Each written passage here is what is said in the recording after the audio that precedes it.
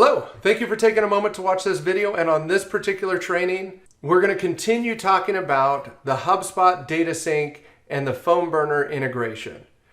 Hopefully you've been watching the other videos. If you haven't, I highly recommend that you go back and watch the videos. You should watch them in series because they build on each other.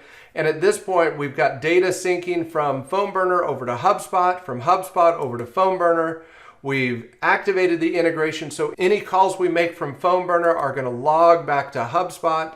Any emails we send from PhoneBurner are going to log back to HubSpot. And so what I want to do on this particular training is just do a quick little test. Now that we've got everything turned on, we want to make sure that it's all working. So I'm going to go ahead and just select a record, and we're just going to go ahead and launch a quick little dial session.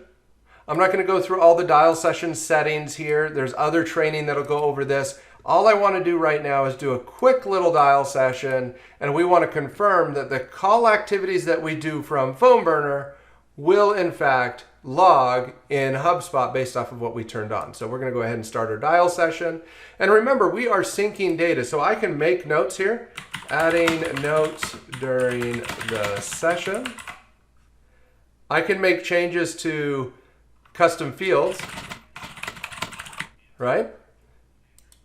Lead status is one way, right? These are all syncing two-way, but these I'm not going to update because they're not syncing two-way. I could update title if I wanted to. Maybe he's a CEO now. And let's say it goes to voicemail, so I click the voicemail button, and we're off to the next call or contact. In this case, he had an additional phone number, so we're calling that next phone number. Now I'm going to go ahead and end this for a second. And now let's go take a look at Walter.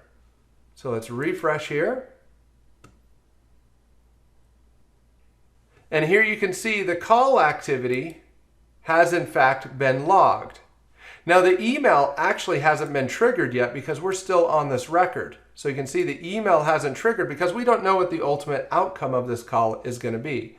So it's not going to get sent until we actually disposition it and the system knows what the final outcome is. So let's go ahead and click that last disposition. That should trigger the email.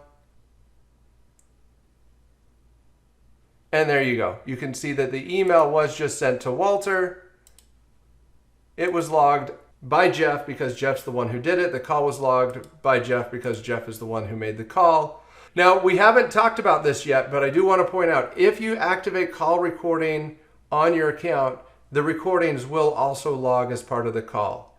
Now, I do want to point out that any changes that you make to custom fields that are syncing two ways between PhoneBurner and HubSpot may take a little bit of time to load. Now, you can see the job title has already shown up. It can take anywhere from 5 to 10 minutes sometimes for that to show up. So if you don't see the fields updated or the properties updated right away, don't worry about that. Don't get too concerned. Activities are going to log almost instantaneous, but the fields are going to update a little bit slower because HubSpot has to pull the system and see who's changed and what's changed, and that happens every 5 or 10 minutes or so. So anyway, that's a quick little demo of the activity logging. Hopefully this will help you and your team get more done in less time using the power of PhoneBurner. Thanks for watching this video, and happy dialing.